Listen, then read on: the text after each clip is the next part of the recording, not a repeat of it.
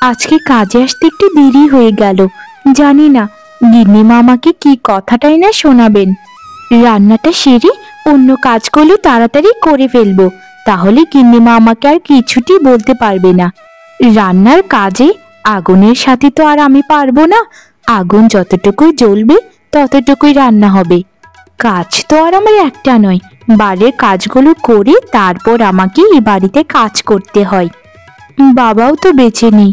যদি বাবা বেঁচে থাকতেন তাহলে আজ বোধহয় আমাকে অন্যের বাড়িতে কাজ করতে হতো না। আর আমার মায়েরও তো বয়স হয়ে যাচ্ছে, শরীরে আর বল আছে কাজ করার? তবে যাই হয়ে যাক না কেন, আমি মাকে দিয়ে পরের বাড়িতে কাজ কখনোই করাবো না। কি রে বকুল, প্রত্যেকটা দিন তুই কাজে দেরি করে আসিস, কি হয়েছে তোর বল তো? শোন, তোকে মাইনে দিয়ে আমি কাজ করাই, তোকে কিন্তু এমনি এমনি কাজ করাই না। তাই ঠিকঠাক যদি কাজ করতে পারিস তাহলে আসবি, না হলে আমাকে না করে দিবি। আমার কাজের লোকের কিন্তু অভাব নেই, তোর জন্য আমি প্রত্যেক দিন বসে থাকতে পারবো না। তুই কি জানিস না আমার পরিবারের সকলের খাবার দাবার খুব সকালেই করে নেয়? তোর জন্য যদি অপেক্ষা করতে থাকি তাহলে পেটে পিত্তি পড়বে আমাদের। রাগ করবেন না গিন্নিমা, আসলে মায়ের শরীরটা কিছুদিন ধরে খারাপ যাচ্ছে, তাই আজকে বাড়িতে কাজটা সেরে আসতে আসতে একটু দেরি হয়ে গেল। আমি আর দেরি করে আসবো না গিন্নিমা। আমাকে এবারের মতো ক্ষমা করে দিন গিন্নিমা, আমি আর কখনোই এই ভুল করব না। আপনাদের বাড়িতে কাজ করে যে মাইনেটা পাই সেটা দিয়ে আমাদের সংসারটা চলে, আপনি তো সবকিছুই জানেন গিন্নিমা। হয়েছে হয়েছে, আরে তো আধিক্যতা দেখাতে হবে না, এখন চুপচাপ কাজগুলো কর। আর শোন, আজকে কিন্তু বাড়ি ঘরটা ভালো মতো মুছবি, বাড়িটাতে ময়লা নোংরায় ভরে গেছে একদম। শোন বকুল, একটা কথা সব সময় মনে রাখিস, তোরা গরিব, তোর বাপ নেই বলে তোকে আমি দয়া মায়া করে এই কাজে দিয়েছি, তাই মন দিয়ে কাজ কর।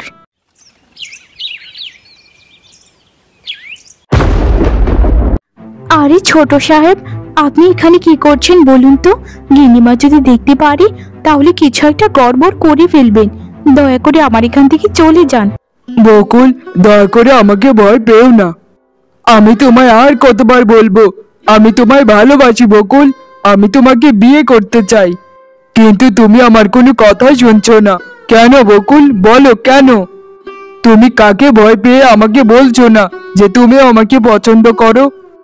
আমি জানি আমি তোমার যোগ্য নই, তাই তুমি আমাকে কখনোই গ্রহণ করতে চাও না। উত্তর দাও বকুল, উত্তর দাও, আজ তোমাকে বলতেই হবে কেন তুমি আমাকে ভালোবাসো না। ছোট সাহেব, আপনি কি কথা বলছেন বলুন তো? কোথায় আপনারা আর কোথায় আমরা? আমি হচ্ছি একটা সামান্য কাজের লোক, আর আপনি কত বড় পরিবারের একজন ছেলে। আপনার সাথে আমাদের যায় না ছোট সাহেব, যায় না। বামন হয়ে চাঁদ ধরার ইচ্ছে আমার কোনো দিন ছিল না, আর নেই। এসব কথা যদি গিন্নিমা শুনতে পারেন আমাকে ঘাড় ধাক্কা দিয়ে বাড়ি থেকে তাড়িয়ে দেবেন, আর আমি কাজ করতে পারবো না।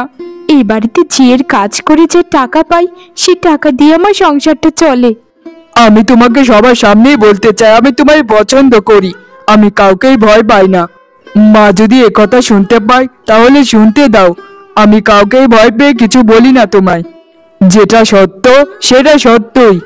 ছোট সাহেব, দয়া করে একটু বুঝুন আমাকে, এটা কোনো দিন সম্ভব নয়, এটা অসম্ভব। আমি একটা সামান্য ঝি চাকরানি, আমি একটা কাজের লোক, আমি কোনোদিন বিদ্যালয়ের দরজা পর্যন্ত যাইনি, আর আপনি শহর থেকে বড় কলেজে পড়াশোনা করেছেন। কি রে বকুল, তুই আমার ছেলেকে কি বলছিস? আমার বাড়ির চাকরানি হয়ে তুই এত সাহস কোথা থেকে পেলি? মা, তুমি ভুল বুঝছো, বকুল আমাকে কিছুই বলেনি, আমি বকুলকে বলছিলাম। মা, তুমি যখন সবকিছু শুনিয়ে নিয়েছো তাহলে এটাও শুনে নাও, আমি বকুলকে পছন্দ করি, তাকে বিয়ে করতে চাই। তুমি বকুলের সাথে আমার বিয়ে করিয়ে দাও মা, আমি তোমার কাছে আর কোনো দিন কিছুই চাইবো না।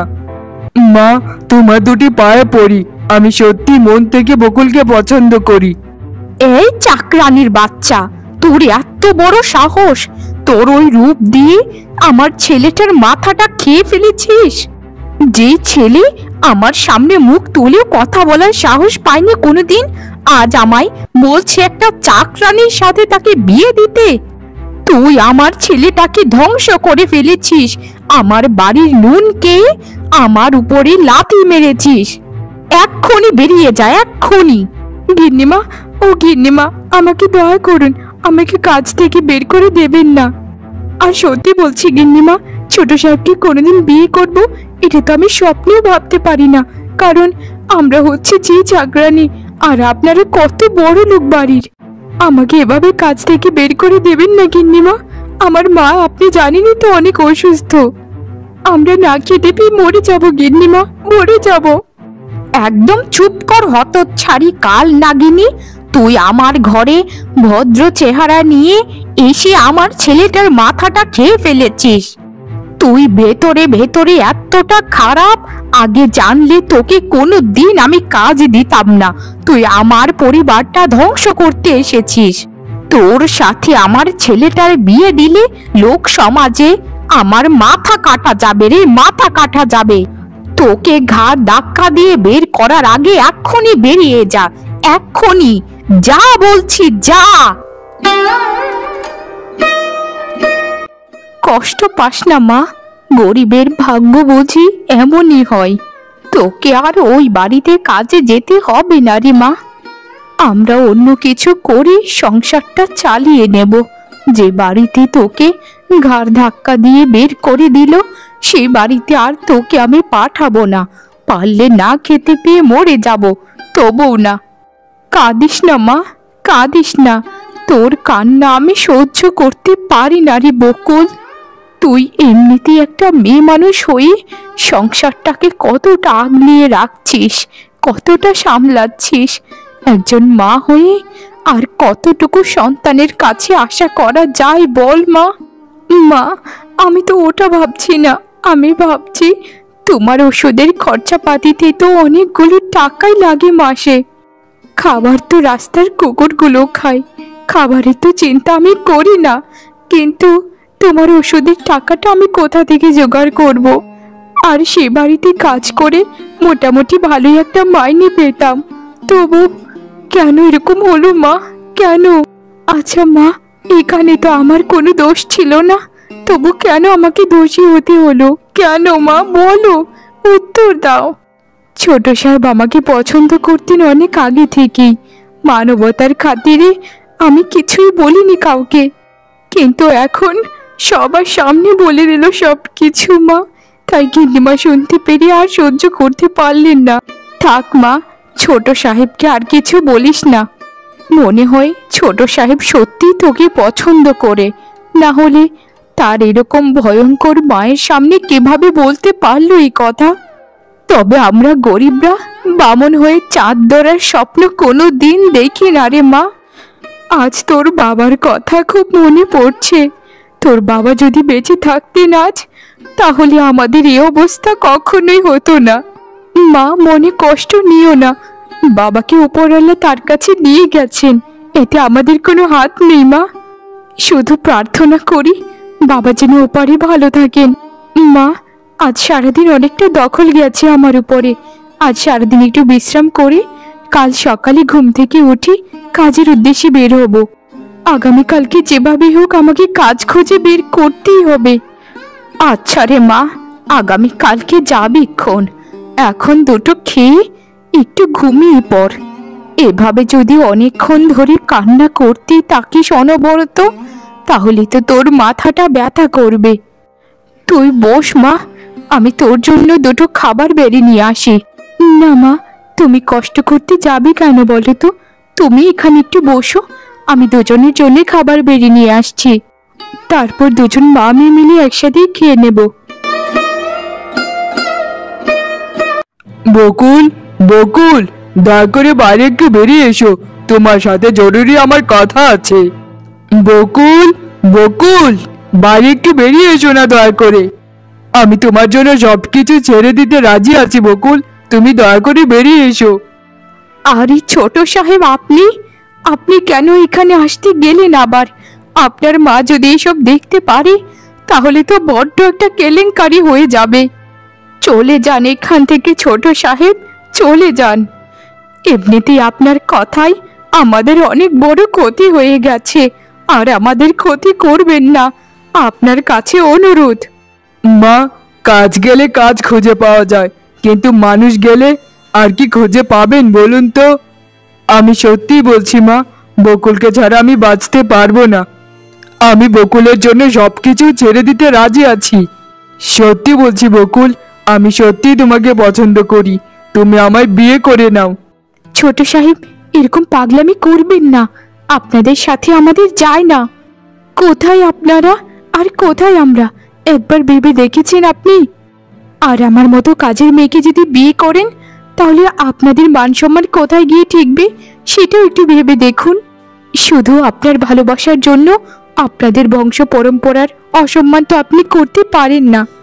আপনি কাজ করুন এক ছোট সাহেব, আপনি আপনার মায়ের কোলে ফিরে যান, আপনার মায়ের সাথে ভালো থাকুন, আপনার মায়ের পছন্দের মেয়েকে বিয়ে করে সুখী হন। আমার সুখ শান্তির প্রয়োজন নেই বকুল। মা, ও মা, আপনি তো বকুলের মা হন, দয়া করে বকুলকে একটু বোঝান না। আমি সত্যি বলছি, পারলে আমার বড় বাড়ি গাড়ি সবকিছু আমি ছেড়ে দেব। আমি তোমাকে আজকে বিয়ে করে আমার বাড়িতে নিয়ে যাব। তুমি দেখো, নিশ্চয় মা আমাদেরকে মেনে নেবেন। আর যদি আমাদেরকে না মেনে নেন, আমি সারা জীবনের মতো ওই বাড়ি ত্যাগ দিয়ে চলে আসব। আমার কথা শোনো বকুল। ঠিক আছে বাবা, তুমি যখন এত করে বলছো, তাহলে আমার মেয়েকে তোমার কাছে বিয়ে দেব। তবে একটা শর্ত আছে, আমার মেয়েটার বাবা নেই, তুমি তো জানোই সব কিছু। তাকে কোনো দিন অশান্তিতে রেখো না, কোনো দিন দুঃখ দিও না বাবা। মা, আপনি নিশ্চিন্তে থাকুন, আমার জীবন চলে গেলেও বকুলকে আমি অশান্তিতে থাকতে দেব না। আমাকে এতটুকু বিশ্বাস করতেই পারেন। আমি তোমাকে বিশ্বাস করি বাবা। আচ্ছা, যাও তোমরা, এখনই বিয়ে করে তোমার বাড়িতে আমার মেয়েটাকে নিয়ে যাও।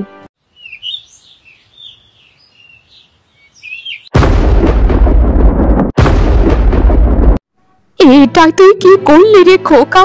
তুই শেষে একটা কাজের মেয়েকে বিয়ে করলি? ছোটবেলা থেকে তোকে এত বড় করেছি, মানুষের মতো মানুষ করেছি তুই আমার অবাধ্যতা করার জন্য। তোর মা বলে নিজেকে বলতে লজ্জা করছে আমার। তুই এতটা স্বার্থপর হতে পারলি কিভাবে? তুই যদি একটা শিক্ষিত ভালো ঘরের মেয়েকে বিয়ে করতে আমাকে না বলে, তবুও মানা যেত। তুই এটা কাকে বিয়ে করলি?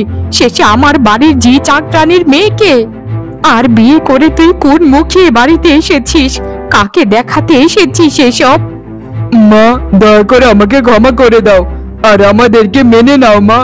সে কাজের মেয়ে হতে পারে, কিন্তু সে মানুষ হিসেবে খারাপ নয়।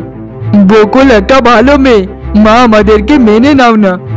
বকুলকে আমি পছন্দ করি মা, তাই বকুলকে ছাড়া আমি কাউকে কোনোদিন বিয়ে করতে পারবো না।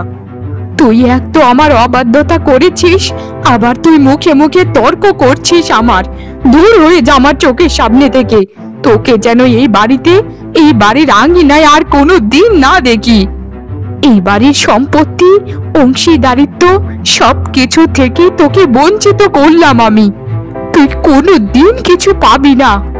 মা, আমার টাকার প্রতি কোনো দিন লোভ ছিল না, সেটা তুমি জানো। পারলে আমি দিনমজুরের কাজ করে আমার স্ত্রীকে আমার সাথে রাখবো। আমার দরকার নেই সব সম্পত্তির। তুমি ভালো দেখো মা, তোমার এই সম্পত্তি টাকা পয়সা নিয়ে। তোমার কাছে মানুষের পছন্দ থেকে টাকা পয়সা সম্পত্তির মূল্য অনেক বেশি। হ্যাঁ হ্যাঁ, বেশি তো থাকবেই, কারণ তোর পছন্দের মতো আমার পছন্দ এত নিম্নমানের নয়। এক সুন্দরী চাকরানির জন্য তুই তোর বংশ মর্যাদা, আভিজাত্য সবকিছু ভুলে গেছিস। তোর মতো সন্তানের আমার প্রয়োজন নেই। তুই এক্ষুনি আমার চোখের সামনে থেকে দূর হয়ে যা। আমার জন্য কেন আপনি এত কিছু করতে গেলেন? শেষে আপনার মা আপনাকে বাড়ি থেকে তাড়িয়ে দিল। আমি বিশ্বাস করতে পারছি না, আমার মতো এরকম একটা চাকরানির জন্য একটা মানুষ এতটা পাগল হতে কিভাবে পারে। তবে আমার মনে হয় আপনি ভুল করছেন। এত আভিজাত্য ফেলে কেউ মাটির ঘরে থাকে? আপনি আমাকে ছেড়ে দিয়ে চলে যান, আপনার মায়ের কাছে ফিরে যান, এতে আপনার ভবিষ্যৎ উজ্জ্বল হবে। কেন নিজের জীবনটাকে নষ্ট করছেন বলুন? এই সংসারে থেকে আপনি ঠিকমতো খেতেও পর্যন্ত পারবেন না। চুপ করো বকুল, আমি তোমাকে বিয়ে করেছি, তুমি আমার গিন্নি। তুমি এখন থেকে আর কোথাও কোনো কাজ করতে পারবে না। আমি পারলে দিন মজুরের কাজ করে এই সংসার চালাবো। শুধু তোমার দায়িত্ব নয়, আমি সাথে তোমার মায়ের দায়িত্ব নিয়েছি। তার ওষুধপত্রের সকল খরচ আমি একাই বহন করব। তুমি শুধু দয়া করে একটু ঘরটা সামলিও। দেখো বকুল, একদিন আমাদের সব কিছুই হবে, সব কিছু। শুধু দয়া করে আমাকে একটু সাহস দিও তুমি, আর একটু ধৈর্য ধরো বকুল। আপনি একদম চিন্তা করবেন না। আপনি যতদিন বেঁচে আছেন আমি আপনার সাথে আছি। আপনার পাশে আমি ছায়ার মতো হয়ে থাকবো। আপনার সকল বিপদে আপদে আমি ঢাল হয়ে দাঁড়াবো। আপনি কোনো চিন্তা করবেন না। বিধাতা যখন আমাদেরকে কষ্ট দিয়েছেন, তাহলে একদিন না একদিন সবকিছু ঠিক করে দেবেন। তুমি একদম ঠিক কথা বলেছো। ঘরে একটু মুড়ি বাতাসে থাকলে আমাকে একটু খেতে দাও। আমি খেয়েই কাজের উদ্দেশ্যে বের হয়ে যাব। সারাদিনে কোনো না কোনো কাজ আমি পেয়ে যাব। তারপর মায়ের ওষুধগুলো নিয়ে আসবো, কেমন? সত্যি কথা বলতে আপনি হচ্ছেন এই পৃথিবীর মধ্যে সব থেকে শ্রেষ্ঠ স্বামী। আমি প্রার্থনা করি প্রত্যেকটা মেয়ে যেন আপনার মতো স্বামী পায়। আপনি যখন আগে আমাকে ভালোবাসি বলতেন, তখন আমি ভাবতাম যে আমার সাথে মজা করছেন, কিন্তু এখন বুঝতে পারছি আপনার কোনো কথাই মিথ্যে ছিল না। তবে আপনাকে শুধু এড়িয়ে চলেছি কারণ আপনারা বড় লোক আর আমি একজন চাকরানী। বকুল, নিজেকে আর একদম চাকরানি বলবে না। তুমি একদম চাকরানি নও, তুমি এই রঘুর স্ত্রী। আচ্ছা ঠিক আছে ঠিক আছে, আর আমি সব বলবো না। আচ্ছা তাহলে আপনি হাত মুখগুলি ধুয়ে আসুন, আমি খাবারের ব্যবস্থা করছি। গিন্নিমা, আপনি যদি কিছু মনে না করতেন, আপনাকে কিছু বলতে এসেছি। আপনি যদি অনুমতি দেন তাহলে কথাটা বলতে পারি। কি হয়েছে কানু? কি কথা বলবে আমায়? তাড়াতাড়ি বলো তো। গ্রামে কি কোনো সমস্যা হয়েছে নাকি? না গিন্নিমা, আসলে ছোট সাহেবের কথাই কিছু বলতে এসেছিলাম আপনাকে। কি হয়েছে বলো তো? আমার ছেলে রঘুর কি হয়েছে? তাড়াতাড়ি বলো না। গত 1 মাস ধরে তার কোনো খোঁজ খবর আমি পাচ্ছি না। আমার ছেলেটা কোথায় আছে, কেমন আছে, কিছুই আমি জানি না। আমি তখন ভুল করেছিলাম আমার ছেলের সাথে। আসলে গিন্নিমা, গ্রামের লোকদের সাথে দেখেছি, মানে দিনমজুরদের সাথে আপনার ছেলে ওদের কাঁধে কাঁধ মিলিয়ে কাজ করছে। সবাইকে জিজ্ঞেস করলাম যে ছোট সাহেব এখানে কি করছে। সবাই বলল গত 1 মাস ধরে সে দিনমজুরের কাজ করে সংসার চালাচ্ছে। আসলে ক্ষমা করবেন গিন্নিমা, এটা আপনি বড্ড অন্যায় করছেন ছোট সাহেবের সাথে। তার দোষ কি ছিল গিন্নিমা? সে একজন মেয়েকে বিয়ে করেছিল যে আপনার বাড়িতে কাজ করত। এতে সমস্যা কি গিন্নিমা? আমরা তো সবাই মানুষ, আর মেয়ে হিসেবে বকুল তো খারাপ নয়। বকুল এত সুন্দরী হওয়া সত্ত্বেও গ্রামের মধ্যে তার খারাপ খবর কেউই বলতে পারে না। সবাই এক কথাই জানে বকুল অনেক ভালো মেয়ে। হে ঈশ্বর, এসব কথা শোনার আগে আমার মরণ হলো না কেন? শেষে আমার ছেলে দিনমজুরের কাজ করছে। আমি আমার ছেলেটার সাথে বড্ড অন্যায় করে ফেলেছি, যে অন্যায় শাস্তি বিধাতা আমাকে নিশ্চয়ই দেবেন। আমি আজই যাব, আমার ছেলে আর ছেলের বৌমাকে ফিরিয়ে আনবো। আমার কাছে তাদেরকে সারা জীবন রাখবো। তুমি তাড়াতাড়ি আবার যাবার ব্যবস্থা করে দাও, যে কোথায় থাকে ওরা। বাবা রঘু, মা বকুল, আমাকে ক্ষমা করে দিয়ে তোরা। আমি একজন অসহায় মা, তোদের কাছে ক্ষমা চাচ্ছি। আমি বুঝতে পারিনি রে, তোদের সাথে আমি এতটা অন্যায় করেছি যা বলার মতো নয়। তোদের জীবনটাকে আমি শেষ করে দিতে বসেছিলাম রে, শেষ করে দিতে বসেছিলাম। তোদের কাছে অনুরোধ, আমাকে ক্ষমা করে দে। দিদি, ও দিদি, বলুন না ওদেরকে যে আমায় ক্ষমা করে দিতে। মা, দয়া করে কেঁদো না, আর এভাবে বলো না। আমরা তোমাকে ক্ষমা করে দিয়েছি। আমি সত্যি বলছি মা, আমি বকুলকে অনেক পছন্দ করি। বকুলকে ছাড়া আমি বাঁচতে পারবো না। তবে তোমার অনুমতি ছাড়া আমি বিয়ে করেছিলাম, এটাতে আমারও অনেক ভুল ছিল। আমার উচিত ছিল তোমাকে মানিয়ে তারপর বিয়ে করা। কিন্তু কি করবো মা, তখন তোমাকে যাই বলতাম তাতে তুমি শুধু রাগ করতে। মা, আপনি আমাদেরকে ক্ষমা করে দিয়েছেন, এটার থেকে খুশির সংবাদ আর বুঝি আমাদের জীবনে নেই। আমাদেরকে আপনি ক্ষমা করে দেবেন মা। আপনার অনুমতি ব্যতীত আমরা দুজনে বিয়ে করে ফেলেছিলাম। থাক রে মা, আর ক্ষমা চাইতে হবে না। এখন চলো সবাই, সবাই মিলে আমরা ওই বড় বাড়িতেই থাকবো। আর শুনুন দিদি, আপনিও কিন্তু আমাদের সাথেই যাবেন। আপনি যদি না যান দিদি, তাহলে আমি বড্ড রাগ করব। আমাদের বাচ্চাদেরকে নিয়ে আমরা দু বোন সারা জীবন একসাথে থাকবো।